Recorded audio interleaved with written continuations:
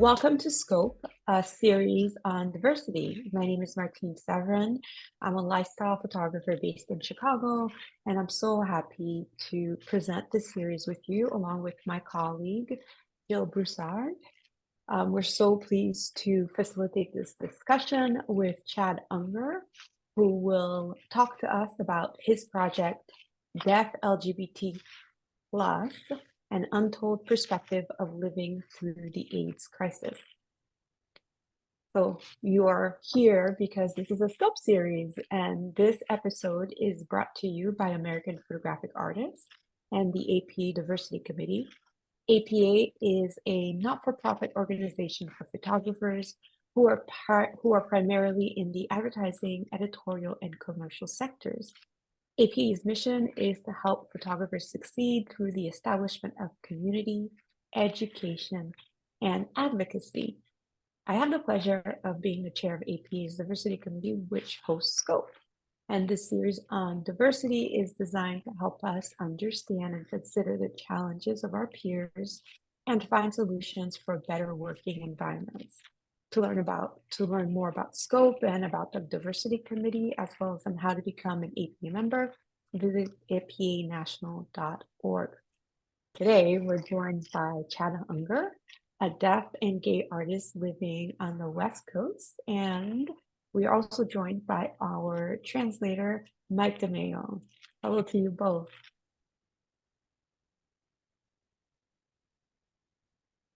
Hello, and thank you so much for having me here. Chad, I'd love to start out this episode of Scope by having you tell us a little bit about yourself. Sure. My name is Chad. I was born deaf and gay. I'm based in Los Angeles. I'm a photographer, and I do other various forms of art as well. Yeah, that's pretty much it. Well, we're pleased to have you here. And Jill, you didn't say much about yourself, so I don't know if you wanted to say a word or two. Yeah, thanks for calling that out. My name is Jill Broussard. I am based in Dallas, Texas, and I'm a lifestyle photographer. And I've also had the pleasure of being on the APA Diversity Committee with Martine, and we're excited to get to speak with such talented individuals and share their work with you all and hear what they have to say. Well, thanks, Jill. I'm so pleased that we're doing this together. Now, Chad, I have a bio of yours. Would you prefer that I go into it, or do you want to just go right into it by starting your presentation? Well, I can start, and we can just go from there. Perfect. That would be great.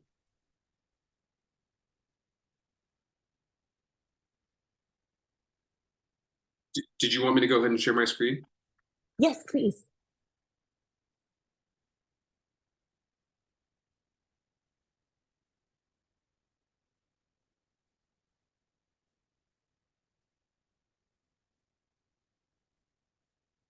Can you see my screen okay? Yes. So my project is entitled Deaf LGBT Plus, the Untold Perspective of Living Through the AIDS Crisis. And this is for one of my friends, Greg Hard. I will talk about him in just a little bit. This is a self-portrait that I did maybe in 2014. This is my second camera. This is a format that I still use today.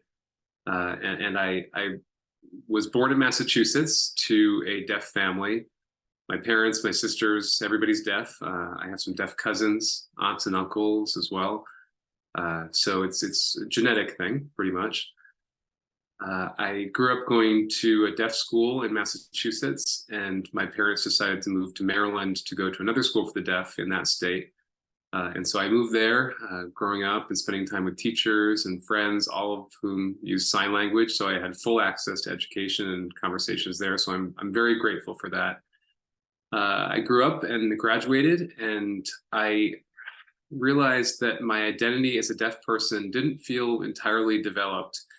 And at that time, I had fallen in love with snowboarding too. So I found this calling to do more snowboarding, where I moved to Colorado. I was in a small college town for 2 years. I had an interpreter there. Without interpreters, it was really hard, but I focused a lot on snowboarding and spent a lot of time there. I graduated with my associate's degree and felt like I wanted something more. So I moved to the University of Utah and I took film classes. That was my major. It was a film major.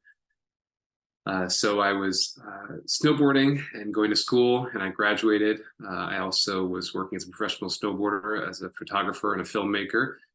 And I thought that maybe I could do photography as a career. And throughout that entire span, I knew that I was gay. I've known that I've been gay since I was probably 10 years old. But I was in the closet and didn't really, just sort of swept that under the rug and didn't pay much mind to it. And then when I was 24, I felt like it was really time to come out. So I came out then, and obviously that was difficult. My family still supported me, which I'm very grateful for. And I came out to the snowboarding community that I was with too, and they were extremely supportive. There were 4 people who also came out in the community at the same time, so 5 of us sort of came out together. That helped a lot. And so I was developing this strong identity as a gay person, but still I didn't feel fully realized as a deaf person in my deaf identity. Something felt like it was really missing. I wasn't socializing with deaf people as much. And, I was snowboarding and doing some editorial work and snowboard photography and things like that. And I decided to move to New York, to the Big Apple. And I spent 1 year there, and I realized that I just didn't have my community there. It's such a busy city in New York. And, people who were out there were saying they were going to learn sign, but claimed they didn't have enough time. And I really wanted to find that deaf community and further develop that deaf identity. And I especially decided I wanted a deaf and gay community. So I had some friends from high school who were posting things on social media about their time spent with deaf and gay people. And it looked like LA was the place to be, which is where I am now. I moved here 1 year ago. I just decided to break my lease, pack up my stuff, and move here to LA. It was the best decision I ever made in my life. In the entire time, I knew I wanted to work on a project related to gay issues and deaf issues, but I never thought of merging the two together. And at that time, I really felt as though I was finally getting more involved in my deaf community. Even though I was born to a deaf family and had deaf siblings and went to a deaf school, it wasn't really until I moved to LA that I truly found my community and found that deaf gay identity, both at the same time in Los Angeles. I was at a holiday party with a bunch of deaf gay people. We were hanging out and celebrating the holidays together. And I bumped into a man named Greg Pard. And we were chatting. He was about 62 years old. And I realized that I had never met a deaf gay man who was older than me and who showed that kind of representation. I just never had that representation in my life. And so hearing his stories was just mind-blowing. Living through the AIDS crisis and all of that, sitting and hearing someone's story and hearing what Greg had to share. He also talked about a woman who was there, who was his caretaker. And it was just so powerful to hear those stories. And I was into photography at that time. It wasn't necessarily something that I wanted to make a big project out of, or that I thought would be a big project, but I just thought I'd take some pictures. And my friend encouraged me to apply for grants, and really pushed me to go for more. And so I kept taking pictures, and here I am now. And unfortunately, a month after I started the project, Greg passed away from cancer. So this project is dedicated to him. So that's pretty much it. Do you want me to go to the next slide, or do you have any questions, or should I hold until questions till the end? Well, I think you can continue going. What are your thoughts, Jill? Yeah, I'd love to see some of your work, Chad. Okay.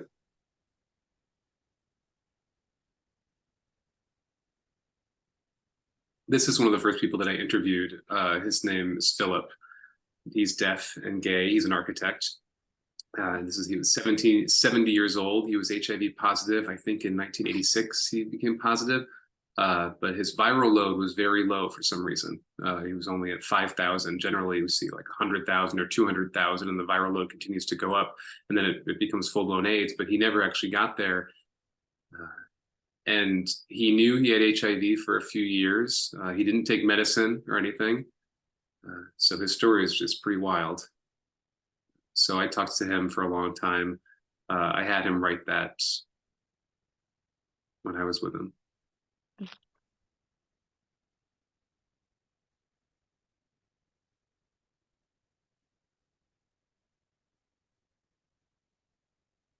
So I learned that Philip had boxes and boxes of photographs and notes, and he kept everything. And so I went through some of those things, and this is one of the most powerful things that I found. This is Philip's first lover named Sam, who passed away from AIDS.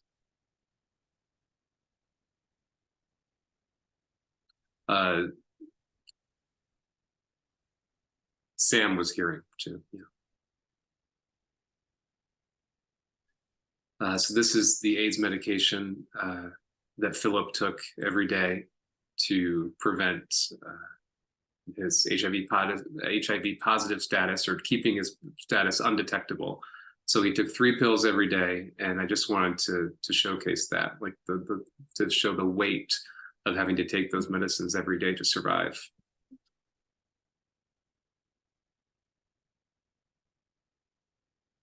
This is Barbara Goldman, who was a caretaker.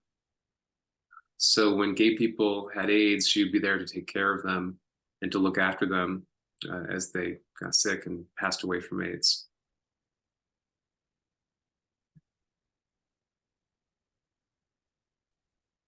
And this is a younger person. I think he's about 55 now. His name's Butch. And what's interesting is that he had relatives who actually went to the same school as me, and we grew up together, but I had never heard of his name until meeting him. So I didn't know that they had a gay uncle, and then I realized we had relatives in common. But it's such a small community, and I still couldn't find my own community, well, even though it was all right there in front of me. So I thought that was really important to me. I wanted to show that there are people out there, and it's important to preserve that history of what's out there.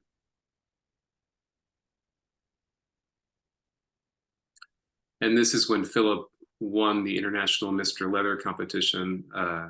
There was a portrait that was taken of him, and photographs that were taken.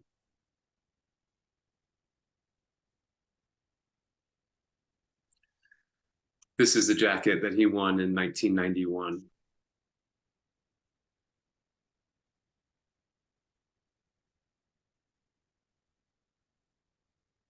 This one hit me really hard. Philip's friend, Patrick, you can see in these photos, it's a Philip, I love you, with the I love you sign. And I saw a little bit of myself in there because of the mustache, and I use photo booths like this sometimes, and I have memories of using the same kind of thing. So I thought to myself that this could have been me, but I was born later on, so I missed it. So I thought this was an interesting form of expression. I'd love to ask a question. Sure. So, Chad, you won the APA DC grant earlier in the year. I'd love for you to tell us a little bit about how you heard about the grant, why you entered, and how did you decide on this specific project? How did you decide to work on this specific project?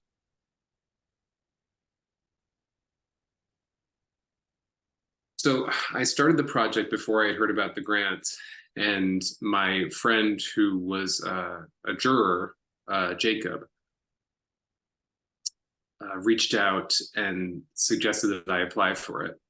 And I looked into it and thought it was a good fit. I thought the project was one that was really important to me, and so I decided to try and submit, and then I won.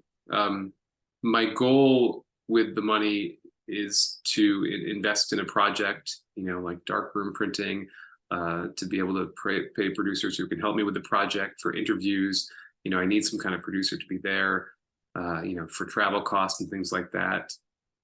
And so, obviously I was looking for money to sponsor and support the project.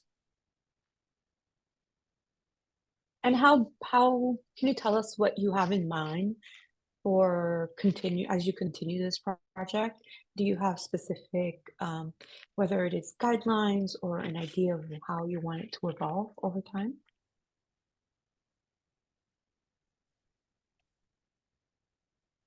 So at the beginning, I had a very specific idea. I wanted to try to do something very specific, and then I think over time, the more I continued to work on it, the more things started to evolve, and so I became a little bit more flexible with my vision. My goal is to have a series of pictures of every person, and to interview more people. And I also like to film them. I want to have some short vignettes or videos on each individual. So that's my long-term goal. And I want to be able to meet more people who are outside of California too. I've been doing most of this in Palm Springs, most of the work so far. And so I just want to expand a little bit, maybe go to San Francisco, Atlanta, Seattle, Chicago, New York City. I've heard there's some people in those parts of the country that I'd really like to meet. So that's my long-term goal. Got it. Thank you.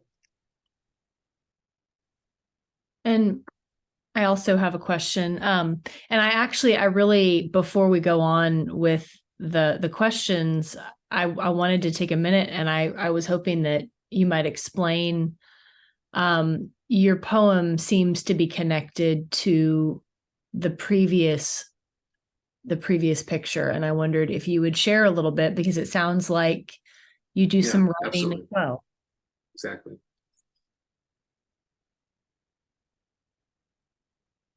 Yeah, I do write sometimes. So, I write really sporadically. If something hits me, then I tend to write. If I feel inspired, it has to do with my emotions in the moment. If I'm feeling happy, I don't really write as much. But if I'm feeling melancholic and sad, then I might end up writing more if I'm going through a difficult time. I think that's probably part of my process. So when I scanned that picture, the one that I showed, I'll go back to it. Yeah.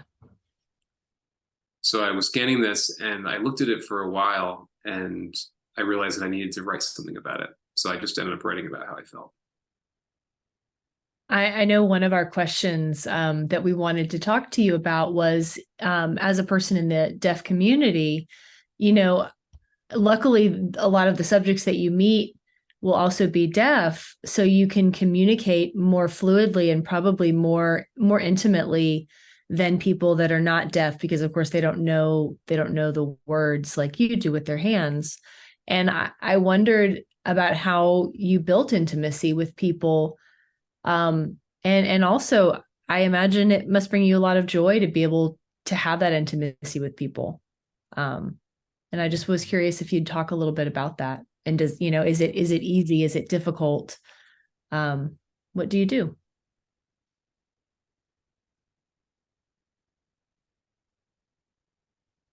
So with the deaf community, especially with gay people, it's really easy to build intimacy because we're already a small community. We have a lot of support, connection with each other. So I have no problem there. But with the hearing community, people who are not deaf, I've noticed that a lot of it connects to hobbies, more than just the person as an individual, but, if someone's a snowboarder or a skater or a surfer, I think that is a good way to build intimacy and build connection. Having some kind of shared understanding, because I have that shared understanding with the deaf gay community, but when I'm talking to snowboarders, maybe even if they're not deaf, we can connect over that. So I might connect with hearing people on the fact that we both snowboard. So that's a big way that I build intimacy, which I found to be interesting, especially with those communities. Yeah, it's been interesting. And how have the folks that you have wanted to photograph, how have they received the invitation to be photographed?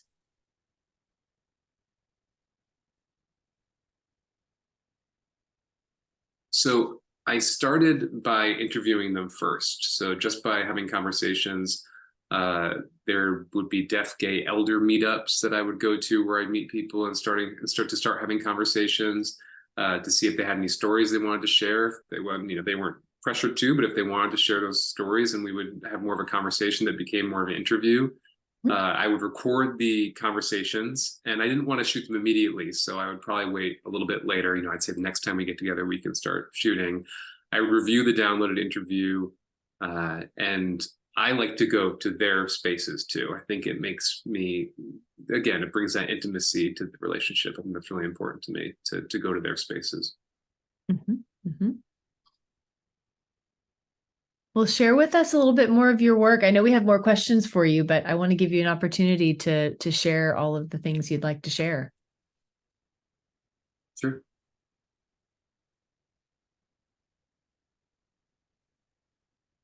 This is Barbara in Greg's backyard. This was a month after Greg passed away.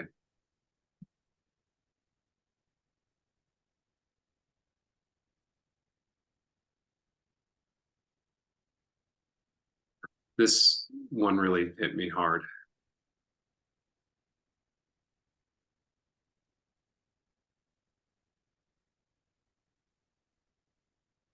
We saw this gentleman at the beginning. Yeah, that's the same guy. Yeah. I have a few pictures of every person that I meet with from different perspectives. Mm-hmm.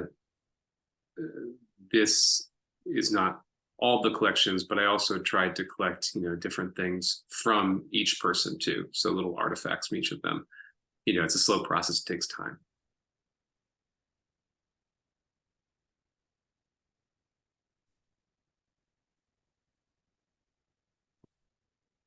This is a print of a newspaper clipping. This is from Philip. These are things that he scanned and kept, different deaf events out there, different articles that were published. It was really cool to see that. And he kept everything. This is probably printed in the 1970s or something. I'm not sure exactly what year it was. 1970, yeah. So it sounds as if the folks. This is before the AIDS crisis too. Oh, wow. Now I've lost my train of thought. I was going to say that it seems as though the people that you have approached have become friends, and they've become part of a bigger community. Oh yeah, for sure. Yeah, some of them become close friends. Yeah, it's been really nice. And I'm a little younger too, so it's nice to have friends who are older than me. Yeah. So often in the gay community, it's like we don't have elders. Like we've lost so many elders. It's really beautiful to find these folks. So speaking of that, on the note of finding your people, as you share a little bit more, would you tell us a little bit more about how you went about finding this community? Because I mean, and that's really a question for any of us, just moving to a new city and you think, I'm here to find my people. How do I go about that, especially when there's a communication barrier? And then I know that you mentioned Palm Springs. I'm wondering as well how that came into being, that you went there specifically.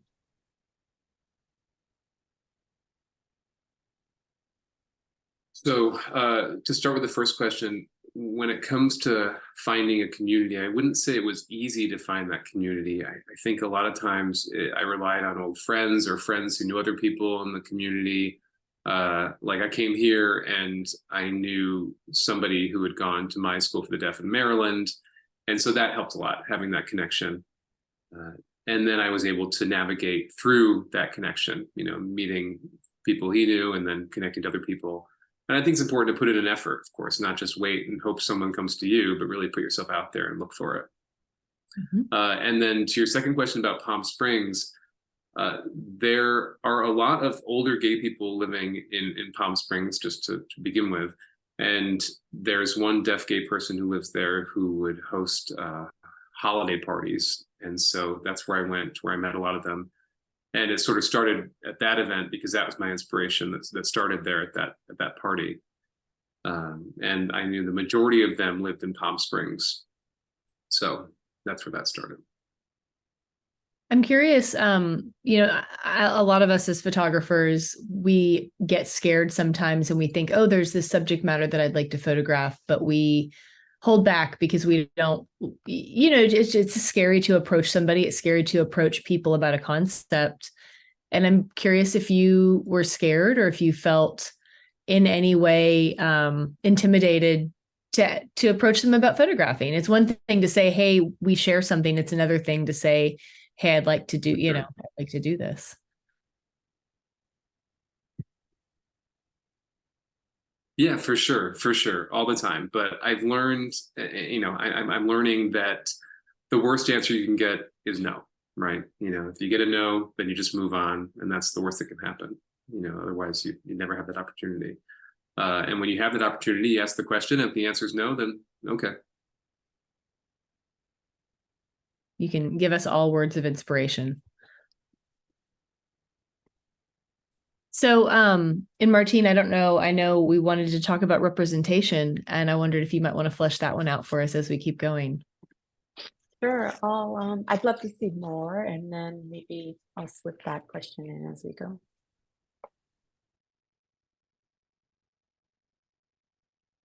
Sure.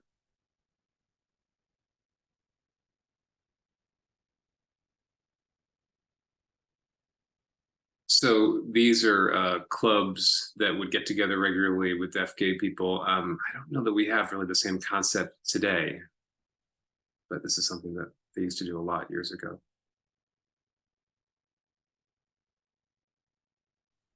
And then Philip said during the interview with him that when people got AIDS, they started to die, some of them almost immediately. So this is the expression he used, which I thought was really powerful.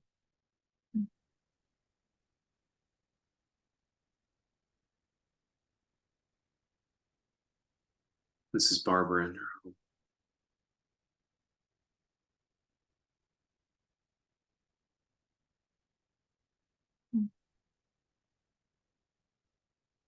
This is Philip, probably back in maybe 1989, I think.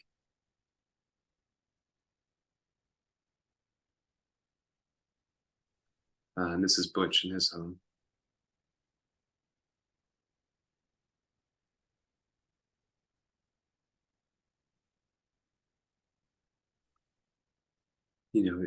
Everyone was doing really well. It was a lot harder back then, even as deaf gay people. Things have gotten better, but even back then, people, I think, were all in all doing well. And that was really inspiring to see. And this is the last slide. This is where it ends.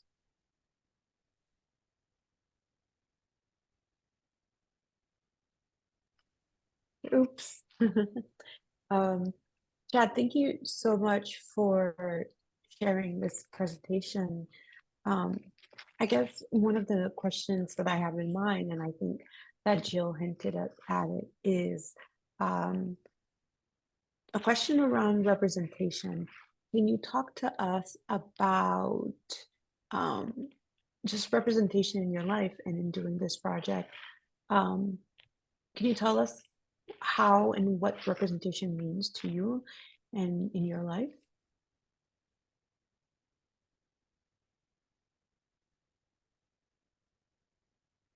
So I was lucky to be born into a deaf family that had a strong sense of pride when it came to who they were as deaf people.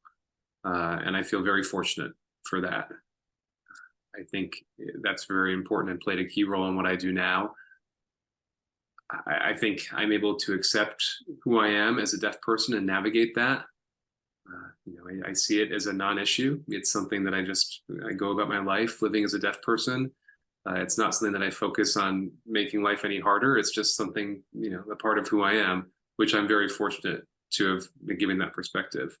But I think in the past, that sense of deaf gay representation was missing. And like I said, I found my community here in LA. I think it's important when they do have meetings here to get together and meet with other deaf gay people and talk about how we navigate our lives and what we have in common. And I think that's what representation really means to me. And yeah, it's absolutely, it's very important.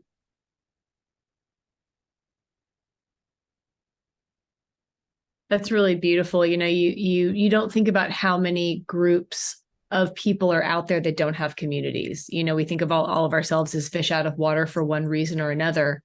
But then there are groups there, there are these powerful groups of people that if you just drop into the right place and you search for it, you find it. What a gift.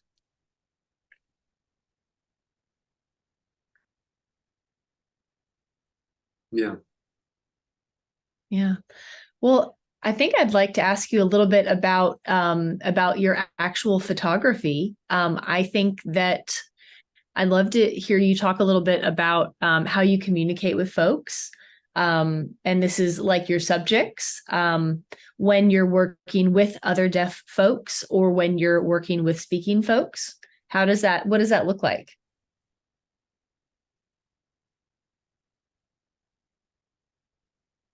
So I've had different experiences with, with deaf people. It's no problem. It's easy to communicate. It's way easier. There's that shared understanding. But when I'm working with hearing people, what I find interesting is that there are some people who are willing to sacrifice some time to communicate in the proper way. I think there's some people who can't be bothered, who maybe don't have the time for it. It really runs the gamut. It depends on the person's personality too, and maybe their own life experiences.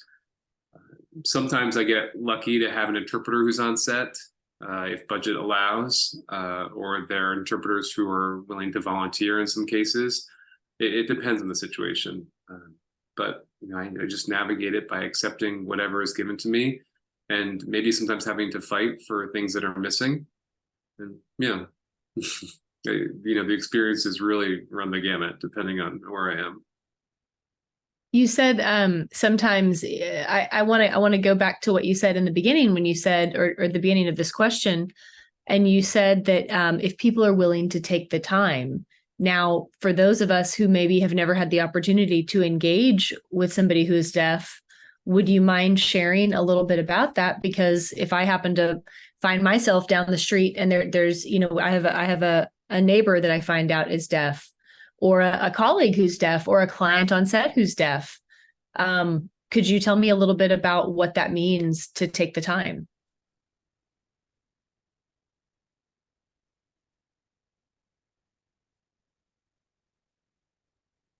So I would say the most important thing is to ask what works best for them, because every deaf person is going to have a different preference. There are people who may prefer one way of communication over another. So I think the best question is, how can I better communicate with you? So start with that and then wait for their answer. There are some deaf people who can speak and hear well. There are some people who can't.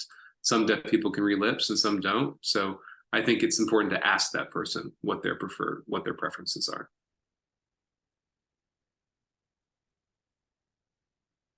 I would love to talk about your photographic style, Chad. Um, I was wondering if you could go back a few, or even if we stay on this, can you talk a little bit about how you decide to frame your subjects? Because I've been finding it very interesting in going through and kind of noticing a pattern and something really interesting, but I'd love for you to talk about that.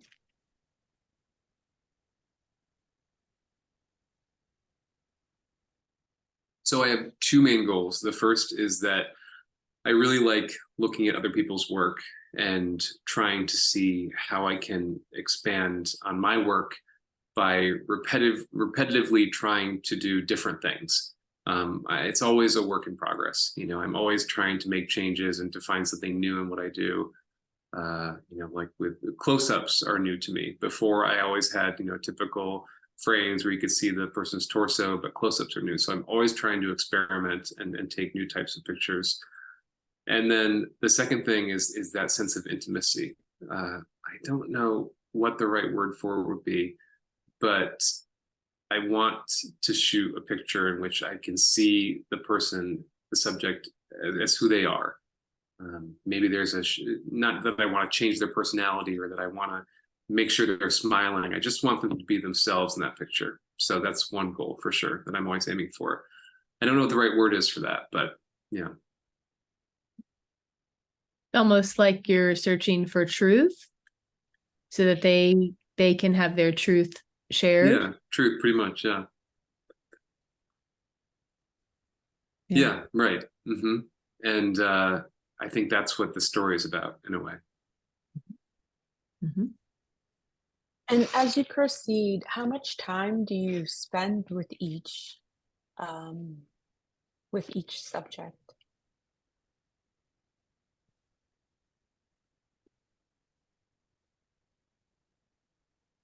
For every subject, I probably spend about 3 or 4 hours a day with each subject. Each subject per person, so about 4 hours.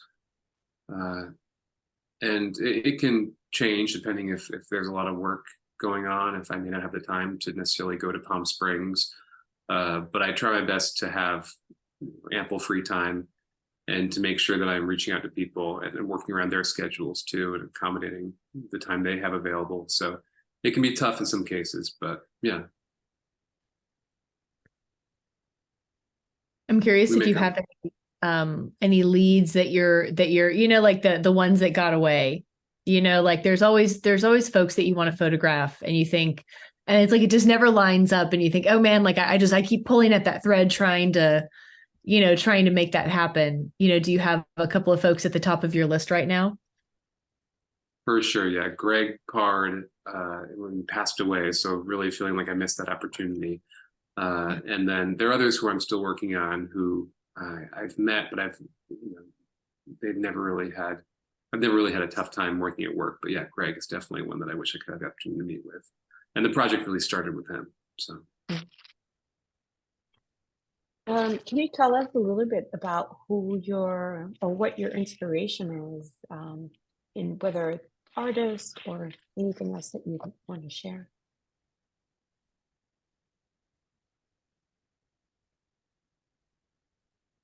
So I have a lot. It's hard to choose just one, but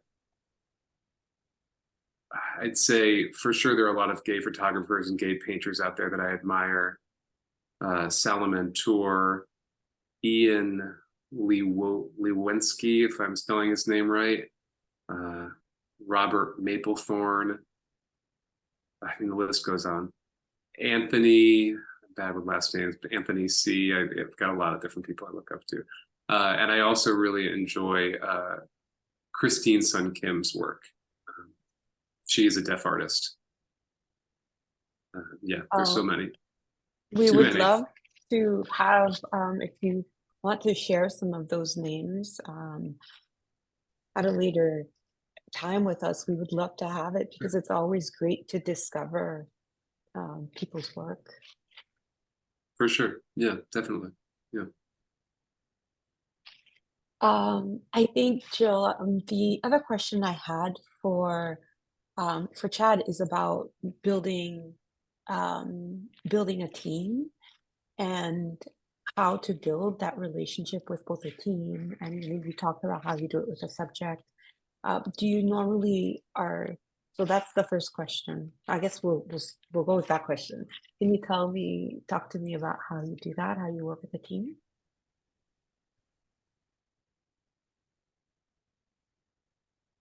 So I started doing that really recently, like under a year ago. I started building my team, and I tried to bring in mostly deaf people. I think that's really important to me. People who are hearing have the whole world at their fingertips, and I'm really limited. So I wanted to make sure that I had deaf people represented in my team because they don't always have the same opportunities. So I'm building on that. I've met a lot of these people in person, and we usually work together to see what works best. Some people work better with me than others. But yeah, I have started mainly with deaf gay people, and then deaf people who aren't gay in some cases. And then as a last resort, I might work with a hearing person who's not deaf if I have to. I really enjoy that. You're like, oh, if I have to, if I have to.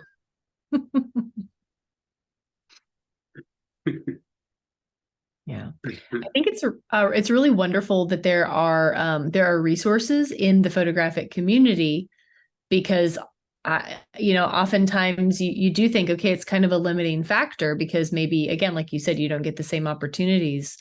But how did you go about finding folks that fit those criterias? Because that just seems like, it's you have to do a lot of digging.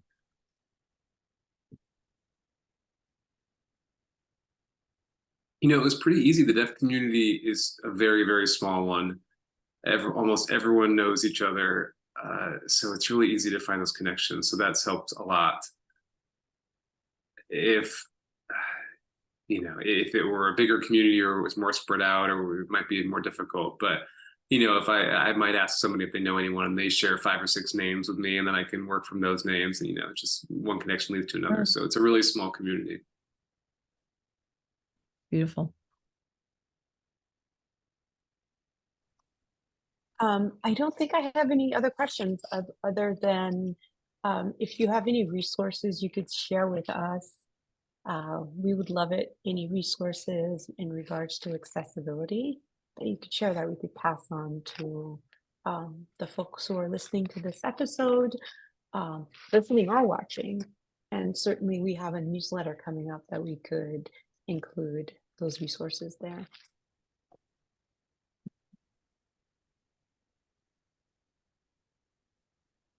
Sure. So I don't have anything at the moment, but I actually was planning to start like a meetup in LA here locally for deaf photographers or filmmakers. I was just actually talking to my friend this morning about trying to have a meetup once a month. So I'll have more information about that soon. Yeah, that's wonderful. It's like, if anybody that's watching this, wants to get in touch with you and just learn a little bit more about your journey and what it took to find your place and your traction. Yeah, we'd love for folks to be able to get in touch with you. And then also you're going to be sharing your work as this project goes. For and sure, so yeah. At some point there'll be a place where we'll be able to see where the project has gone and kind of a marker of where you are. Cause it sounds like it's going to go on for a long time. And this is just, we're in the, the first legs. So we're excited to see what comes. Well, the thing Yeah. I'm most excited about is the book. Was there a book? Did I miss the book part? Well, no, I think there should be a book. That's all. Yeah, the goal is, that's the goal. Yeah, the goal is a book, but it will take years probably before that happens. But when I started this project, I thought maybe like there'll be a 2-month thing, that's it. But as time's gone on, it's become a lot more involved. But I'm fine with it. Yeah. And thank you so much for having me. Oh, we're so appreciative. Yeah, we're over the moon to have you. Thank you so much for coming and for sharing your work with us. And we can't wait to hear more in the coming years. I hope you'll come back to tell us what it is that you've done since. So thank you. I would love that. Yeah. Yeah, let's keep in touch. Would like that. Chad, thank you so much for joining us. This has been a great pleasure, and we can't wait to hear more about your project and what you get up to. We hope that you'll join us in the future to fill us in.